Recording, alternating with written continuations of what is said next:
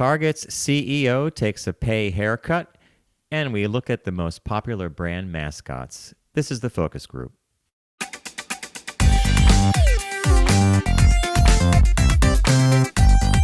They're all business, except when they're not.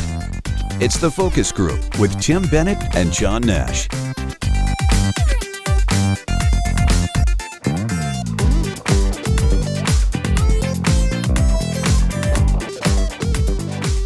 Welcome to the Focus Group. John Nash here with my good friend and co-host Tim Bennett. FocusGroupRadio.com is the website where you will learn all about us, including our partners, and on the Focus Group, that would be our good friends at Deep Discount. You'll also learn about TFG Unbuttoned, our Tuesday companion podcast to the Focus Group. And that's about it. You'll get all the media there as well. So welcome to the week, Mr. Bennett. Hello, Mr. Nash. I'm going to do something you did at the last couple shows, which is, for those of you new to the show, just a little show run for you. Tim and I catch up for a little bit. Then we do a segment called Caught Our Eye. That is actually thanks to Tim's grandmother. Was it your grandmother who used to have you bring news items to the table? Caught your eye? Yeah. But a lot of people use it now, I noticed. You know, MSNBC uses it all the time. Of course, we remember they used to copy us at Sirius XM. We know there was a mole over at Morning Joe that used to listen to the show, and things like music that we played would use pop the same up music there. we would play Saturday. They'd play Monday morning. No credit. We got no credit.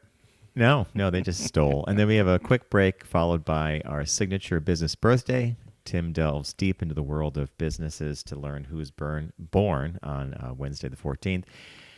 And then we're going to follow that up with Shop Talk, and I teased at the start. We have an article about Target's CEO and a recent pay cut he took, along with an article about popular brand mascots. They don't really go together, but we'll make it work. Yeah. So, Mr. Bennett, quick couple of things for you. First, did you happen to catch the news that Jaguar is now shopping for a new agency? No, I did not. Well, we remember that. Well, there you go. We shared that story a while. And, it's funny you bring this up because just the other day I was thinking, whatever happened to that campaign? Remember that odd campaign they launched? Several months ago? Yeah. Where they had no car and it was going to be all electric. I did see that they made a big splash about putting their new logo up in the headquarter building as if it was some monumental event. But I didn't see anything that really about the streamlined thing that they did. Yeah, the right? JLR, so now it's Jaguar Land Rover. So they're headquartered in North Jersey, and they had made a big deal on LinkedIn about putting up their new brand sign. So, well, they're shopping. That's funny. I didn't see this. So what happened, or what are they doing? Well, they didn't say much. They just said that the incumbent is in the running, but. The incumbent agency is what gave us that weird ad where the car wasn't even in it, and everybody was dressed in like multicolored, like these pinks and oranges with the weird hairstyles. And I should have just it's like put a Cirque picture. du Soleil on mushrooms. Yeah, that's Tim. I would actually Cirque du Soleil on mushrooms and maybe ecstasy too. I mean, just to bump it up a level. Maybe we should get in the mix. I don't know. It's probably too late to do the pitch, but how tough can it be? And how many cars do you think they're selling, actually? Not many. It's probably around 100,000? No. Well, in the U.S., probably maybe 60 or less. 60,000? Yeah. So Have you seen Jaguars anywhere? Well, they Jaguar Land Rover stopped shipping. Not that we would have noticed it right away, but they've stopped shipments to the U.S. until the tariff thing gets figured out. But they've decided to go all electric, which a lot of companies, Volkswagen went heavy into electric, GM went heavy into electric. And then this new administration, of course, is all about drill, baby, drill with gas. And so electric cars seem to be, there's a surplus of them. Well, and, speaking Tesla of which, is disaster, of course. You just took the words out of my mouth. There's, I think, you might have read the same articles I have, 100,000 unsold Cybertrucks? Yeah, I actually think it may be 100,000. I know I think they estimated the value $800 million worth of trucks. And the U.S. government apparently bought 400 million or something ridiculous. But I love how people show them online getting stuck in, just the littlest of water or snow, can't get out of a parking lot in the city street. Or the rear snow. fender popped off because it couldn't pull a load of more than like a brick. There's a couple of things that floated around about Tesla that was intriguing to me. For starters, the company's lost a massive amount of its market capitalization.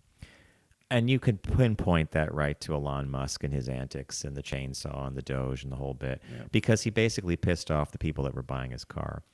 But then if you get below the static, there's actually some hardcore consumer data that fascinates me, where a lot of people were complaining about the range of the vehicles, where they said, if it's rated at 350, but I'm only getting 200.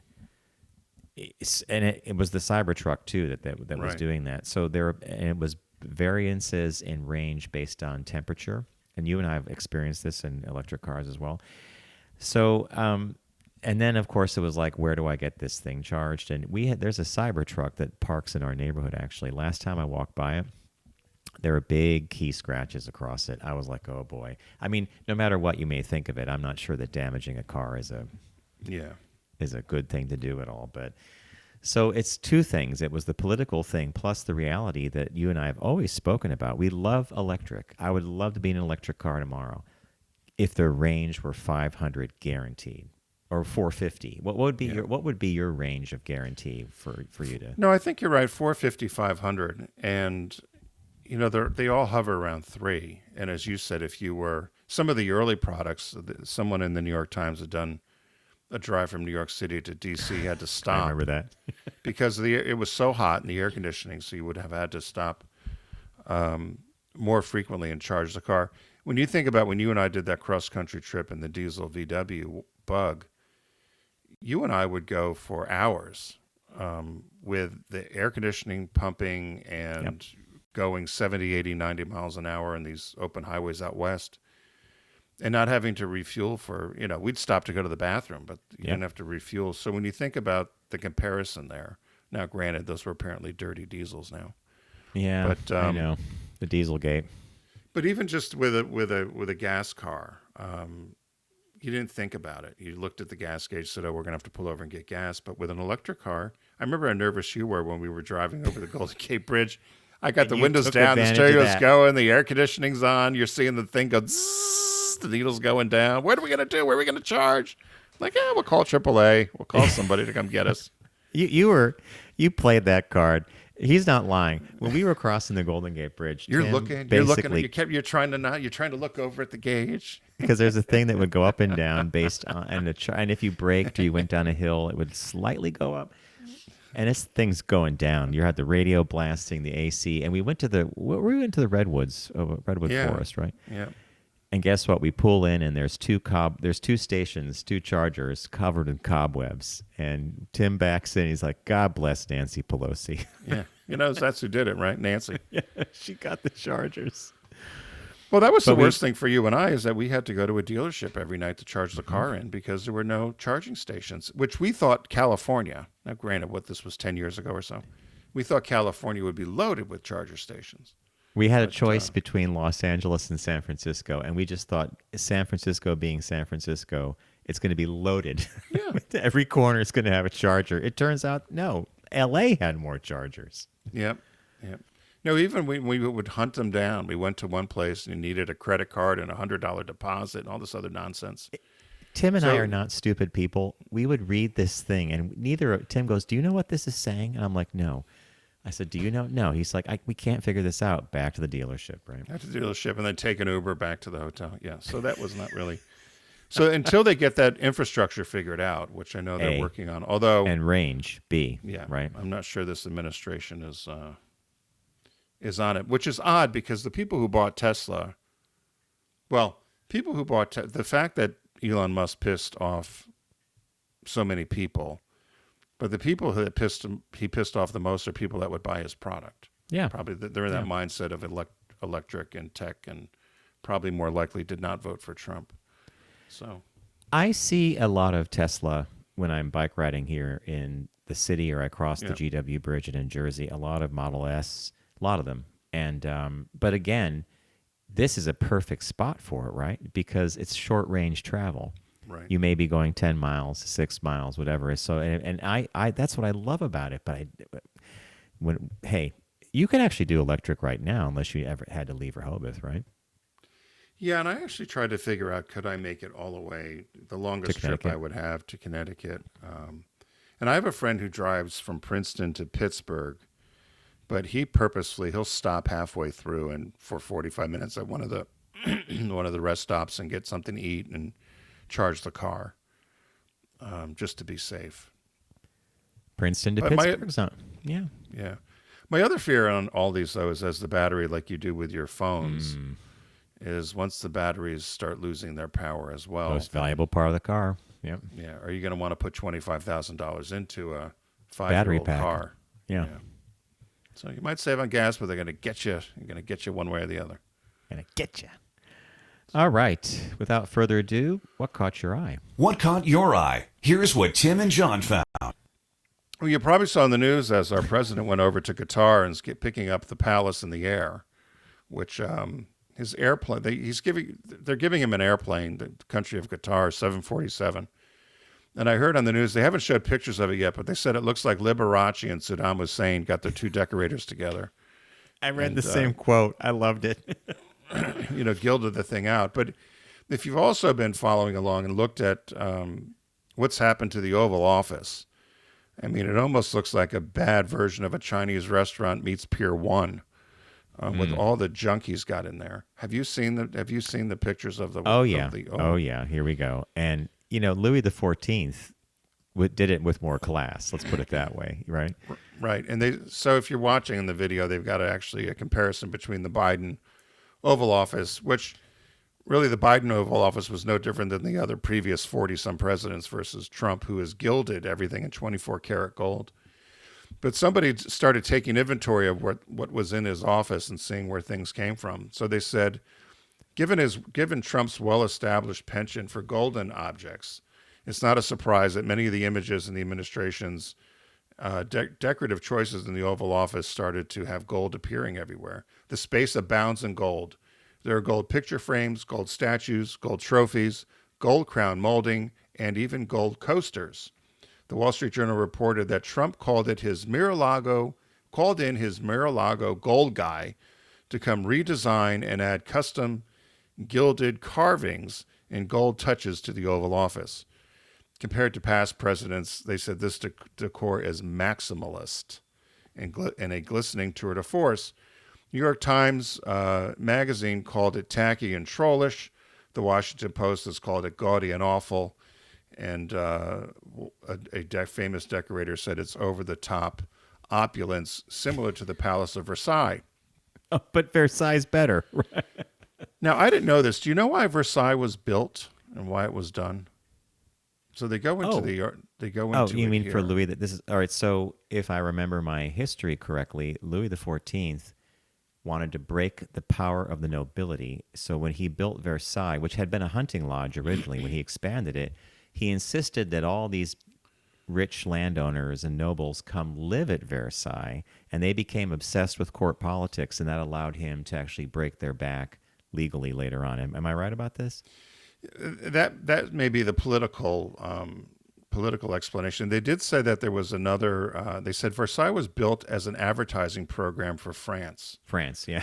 So they said that they built this as a center for luxury production by putting the finest craftsmanship, furniture, metalwork, mirrors, silks, etc., on display. And they said that this was a state-sponsored luxury production, which led to France being seen as the place to only have and get the finest things. So they said the country used it for a lot of that. And so Trump feels he's Louis XIV and wants all this craftsmanship and going to show what it's like to be a success. And they said that would be one thing if he had American goods in there. So they looked down at what was on his mantle there in the back, and everything there has come from Europe. So all of those gold vases and trinkets and so forth came mostly from England and France. They said that on the edges there are two gold gilded silver dessert stands, which were made in 1810. Next to that are two silver gilded figurative centerpieces from 1843. And next to that are some gilded bronze vases from 1817. They said that it all originated from England or France. Some of the stuff was gifted to the White House many years, hundreds of years ago, or a couple hundred years ago. They said a piece from Margaret Thompson Biddle. She was a diamond and copper mining heiress of the 20th century, had given some items to the White House that he's got in there as well. And some other people, wealthy individuals, that would gift things to the White House that would just be in storage, but he's dug them out and found them. But nothing is American in there, they said, of this gold stuff he's got on display. Tim, Biddle is related to possibly Doria Biddle from Frank and Doria? Yes. Okay, so the that's Biddle her family out of Philadelphia. Yeah, they were. So it says one of the bequests was from Margaret Thompson Biddle to the White House. She was heir to a diamond and copper mining fortune, one of the richest families and wealthiest women in America in the mid 20th century. She had married a diplomat. Anyway, they bought things in France and later on passed them on to the White House. But they're laughing because he keeps talking about American exceptionalism. And they said that'd be all well and good if he wasn't using English and French antiquities to show off American exceptionalism. Objet. So yeah, you can never have too many hats, gloves, and shoes. Objet. But if you look at the amount of portraits, he took all those frames of the presidents and they gilded them up. They put on this flourishing look stuff. They just reframed them, yeah. But then even took the fireplace and gilded some of the woodwork. I mean, it's just so tacky. I think it's tacky. I don't know what you think. Oh, Tim, I prefer a shaker-like, clean-looking American Oval Office. I know people. Well, then he's got a model of his airplane there. That's the Trump plane that he's got on his desk. If you see there on the bottom, that's his plane. He's got. I never say no to a model of an airplane or a rocket, by the way. So, but there's got to be a reason for it, and he only has it because it says Trump on it, probably, right? But it's just. I just think. I mean, I know he thinks it's classy. I think it looks tacky, but that's just me. So that's what caught my eye. We talk about it all the time. Bob and I are like, "Oh my God." Yeah. So what caught your eye? Caught my eye for me could not be more different, and you'll see why. So basically, a family put together an AI version of a loved one who was killed in a road rage incident. And it wasn't just an AI thing. It was an actual talking, it was a video of this guy brought back to life, speech and imagery. And it was used in the court case against the person who committed the road rage. So this gentleman here that I'm showing on screen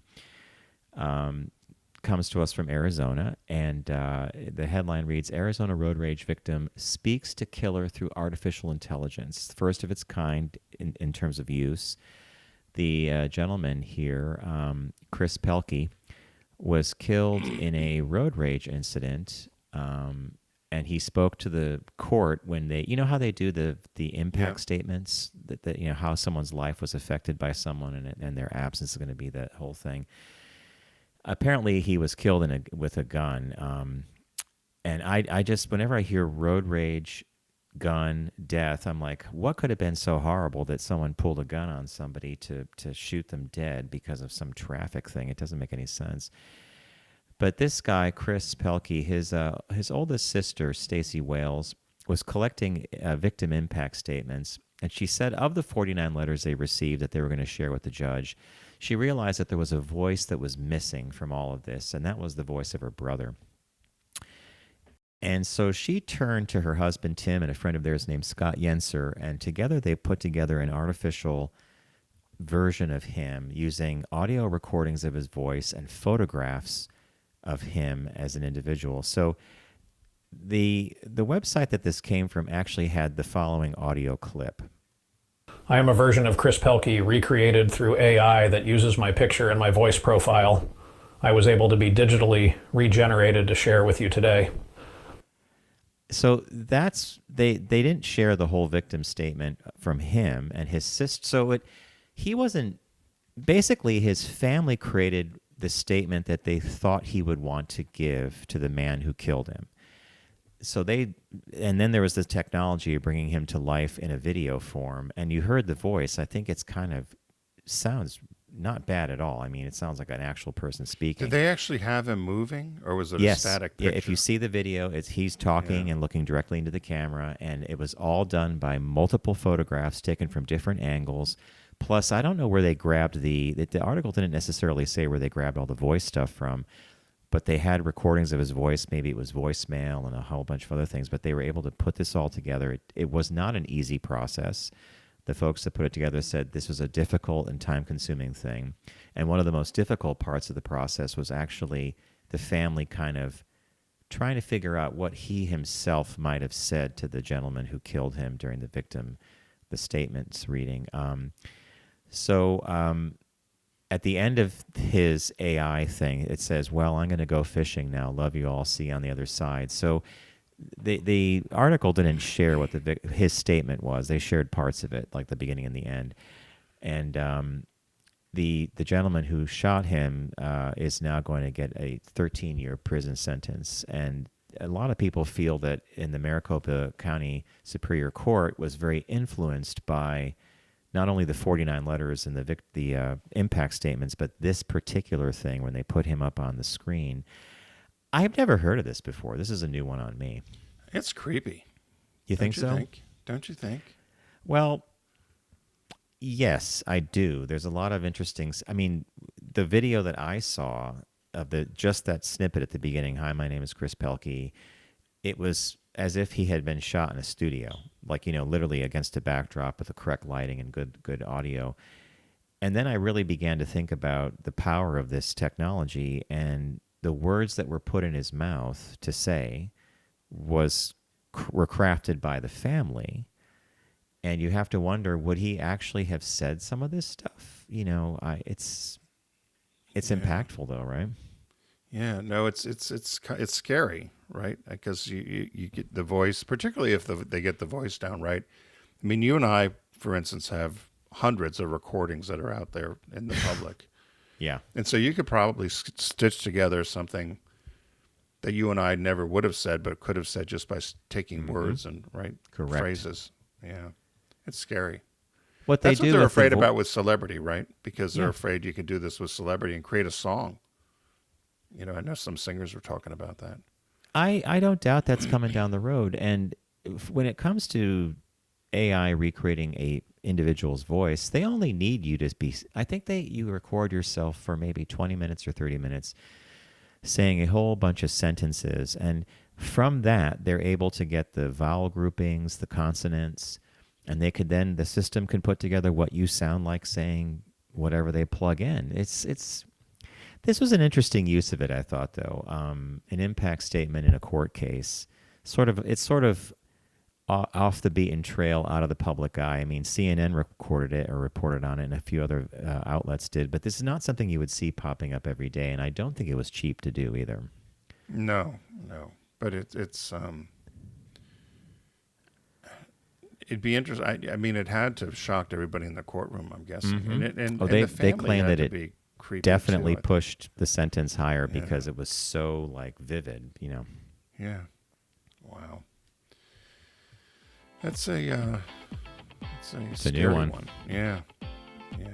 So, hey, we're going to take a quick break. When we come back, we've got a business birthday and a shop talk with you, so stay tuned.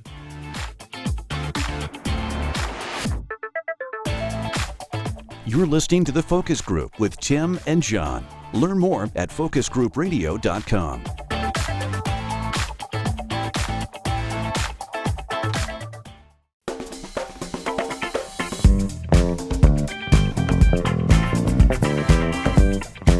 Now back to The Focus Group with Tim and John.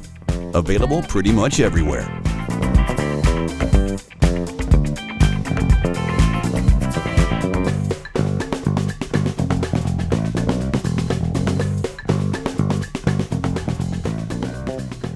Welcome back to the Focus Group. John Nash with Tim Bennett. Focusgroupradio.com is our website.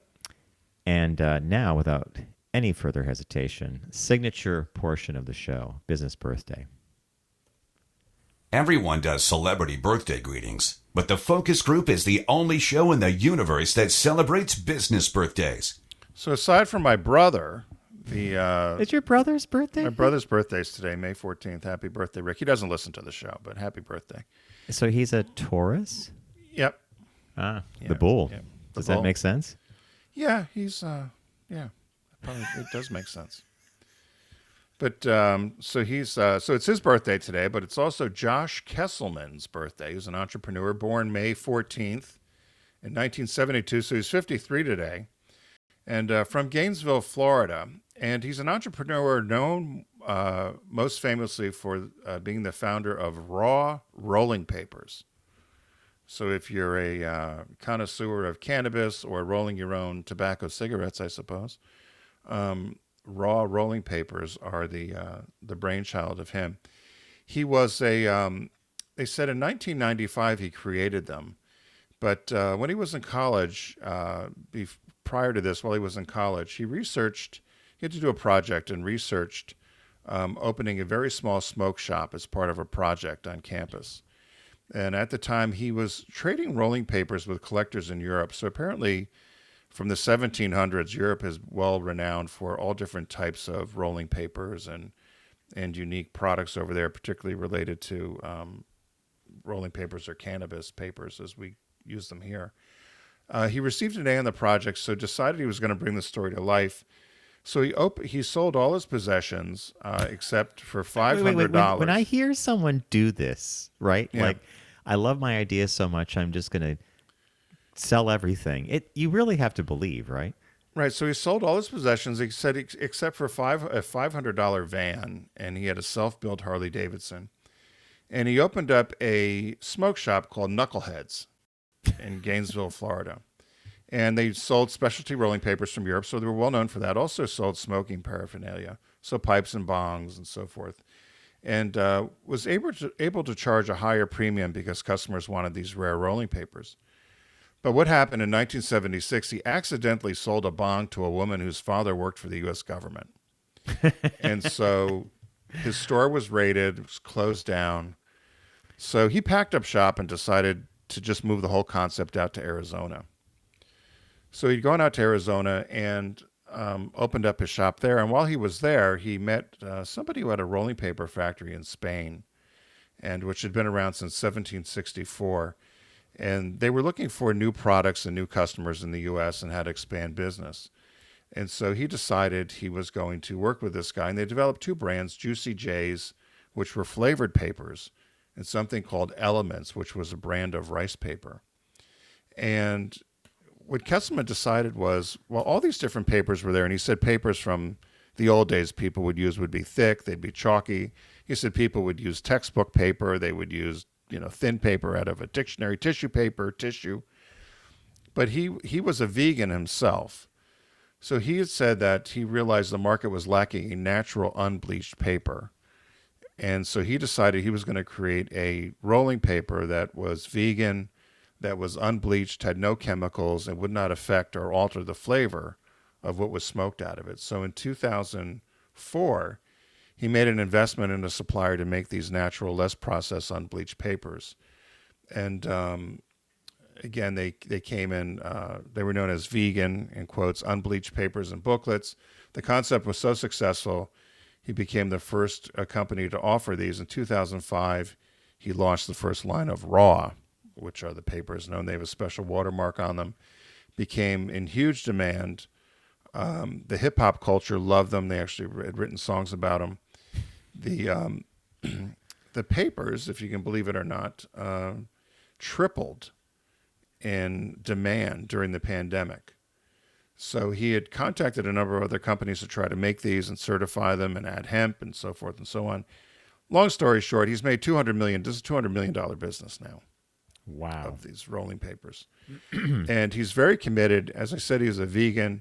He's also very committed to the environment. He gives money to Water is Life, Trees for Future, Wine to Water, Carbon Fund, a lot of animal rights, human rights. He gives as much money as he can to these organizations over the years based on the monies he's made. He smokes every day. He prefers to smoke with papers. He won't do bongs or pipes or anything. Says he could, but he won't. He said, I believe weed opens minds and expands us, and it changes who we are. We've got to let it talk to us, let it inspire us. There was just a story done a couple months ago in Fortune magazine. They've labeled him the Pinocchio of pot because some people that have studied this, because he's claiming he gets all of these rare papers and specialty papers from Europe. Some people are questioning whether he's really getting them all from Europe and just not repackaging them. But hence it was the Pinocchio, the lion, right. the whole. Okay. So it was all alleged. No one's quite sure. But they do know that the raw papers are popular, and he's made quite a living out of it. $200 million company out of selling rolling papers. His there you go. Major competitor would probably be a company called Easy Wider or something like that. Right. Yeah, you're right. I remember those. Like there's very when you sent the picture in, and the picture of Josh Kesselman against a backdrop of all of his products, it's a much bigger picture. I had to crop it down a bit because there's all this stuff that says raw in it. You know, I love the story. I love his birthday, and I'm really happy that he gives a lot of money back to some really great causes. It's sort of a nice way of, bringing the circle all the way around, right? Yeah, there is. You're right. They talk about brand extensions. I mean, there's even a raw line of shoes. Mm-hmm. Yeah. But they have different, bongs and pipes and all these other things. But the shoes, and they have hemp shoelaces and . So, but yeah. So good birthday, Tim. It's good. It's one of those things, right? It's one of those things again where you say, he had a passion for cannabis and has made a living. Figured out how to make a living out of it. And he went all in. That little item where he sells everything except the $500 van. And then how could you ever, you never know who's going to come into a store, right? So someone comes into a store, buys a bong. It turns out to be someone married to someone in the government. And next thing you know, you're raided. I mean, you're raided. Done. Tim, it's a good business birthday. I like that's. I do believe that might have been one of the first pot/tobacco business birthdays ever, right? Yeah, we might have done Reynolds or somebody from tobacco many years ago. Maybe many years ago. But we've never done a cannabis one. And I'm not surprised by this paper being sorted or sourced from Europe, only because they've had a lot longer. I mean, when the United States was established as colonies, what was the biggest export? Tobacco, right? To Europe. And I think hemp too, right? Yeah. And so the smoking thing was there. Yep. Excellent. All right. We have 2 shop talks today. They're both kind of quick. And the first one I just kind of threw in because it came across the wire at Queerty. And it's about the Target CEO's pay being slashed by, that's the haircut he got, 45%. And it's being blamed on his disastrous mishandling of Target's response to the DEI pushback. This was not overly surprising to me, but it's basically a big thing for him.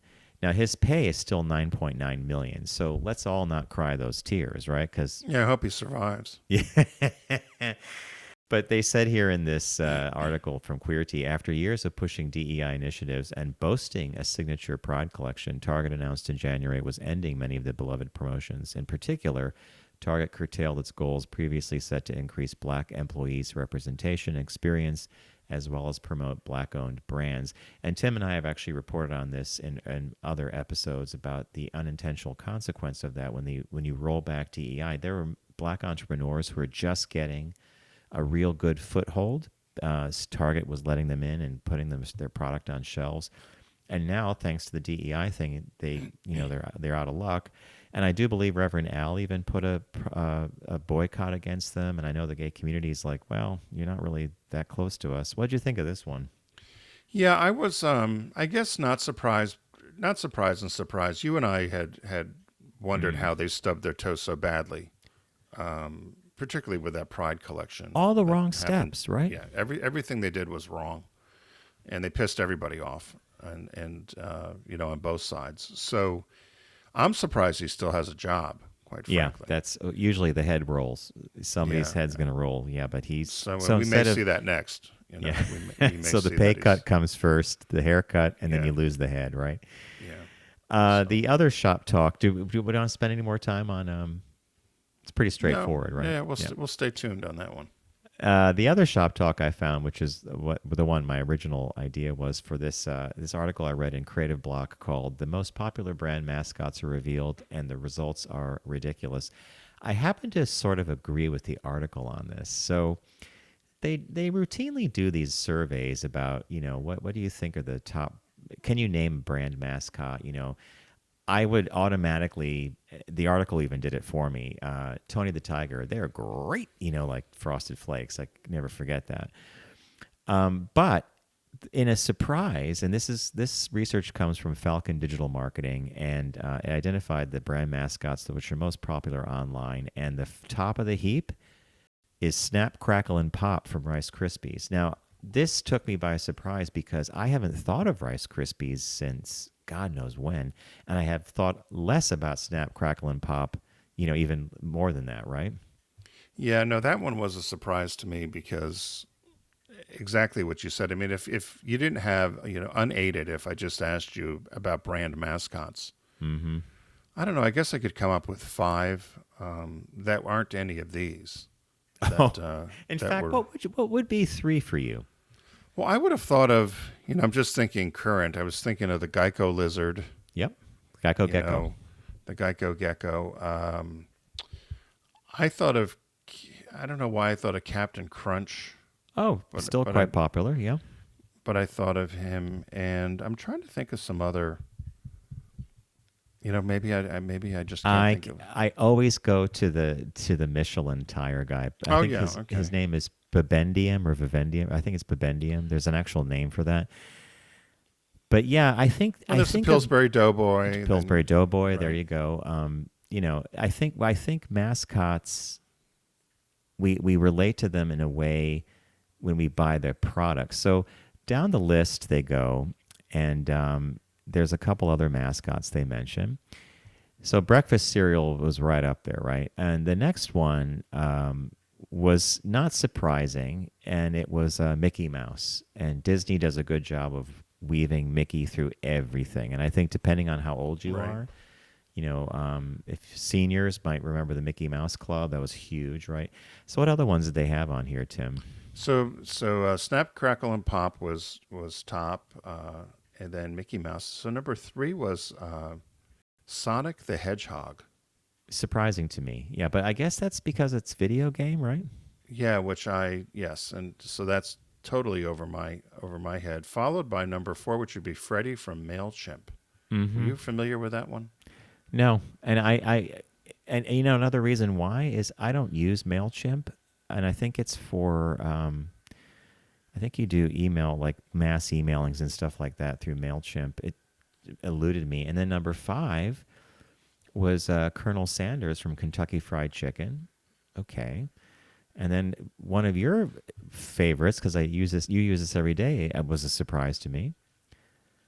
Yeah, Firefox's Foxy. I didn't know that they had a logo. I just always see the flame. I always thought that was a flame. I had no idea that I didn't know was that was a fox. I thought that was a flame for fire because it's orange. When I'm looking at it now, and now I do see that it's a fox, almost curled up like a stole or something.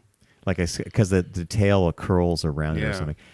So that was number 6, and number 7 was Ronald McDonald came in. I'm sort of not surprised about that. I don't even know why I didn't think of it myself, and especially since we've been talking about fish fillet. Yeah, there's a whole story about Ronald McDonald, how he's disappeared.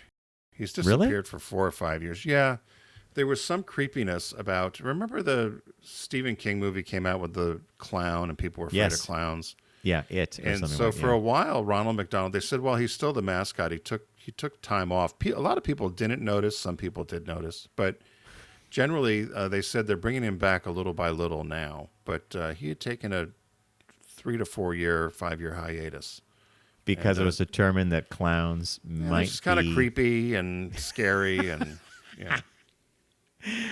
I love that. Okay, so then we go down the list from there, and after Ronald McDonald, we had the Monopoly guy. That's the guy with the top hat, which we see pop up in ads and stuff. What else did we have?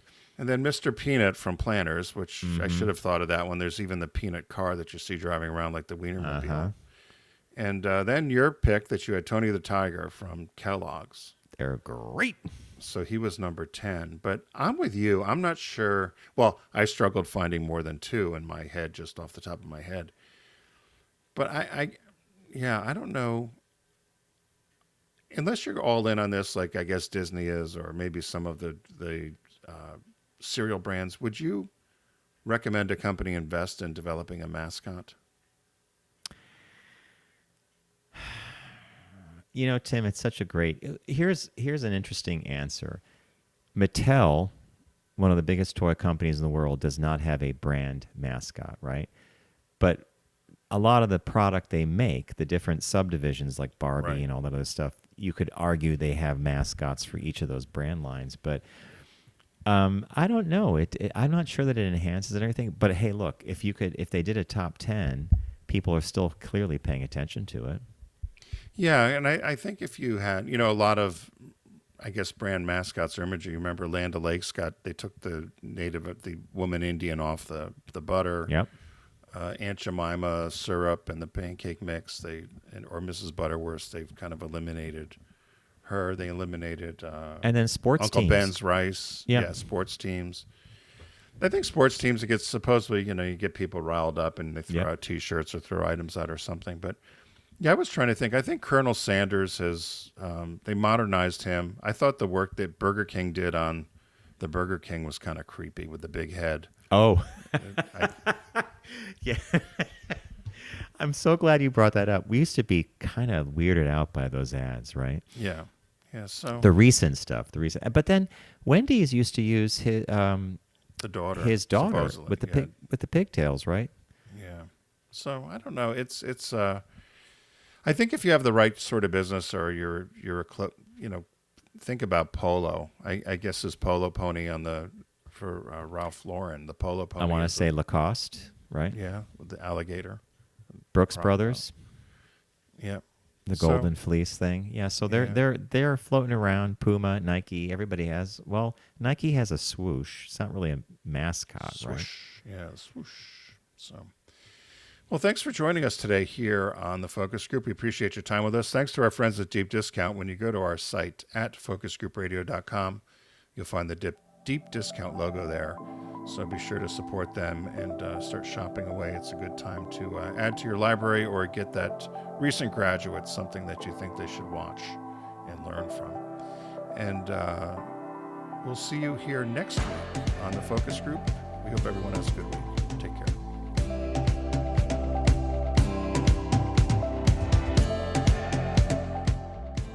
It's The Focus Group with Tim Bennett and John Nash. Accessible on all platforms. Subscribe, like, and rate us on your platform of choice. Learn more at focusgroupradio.com. That was a stunning focus group.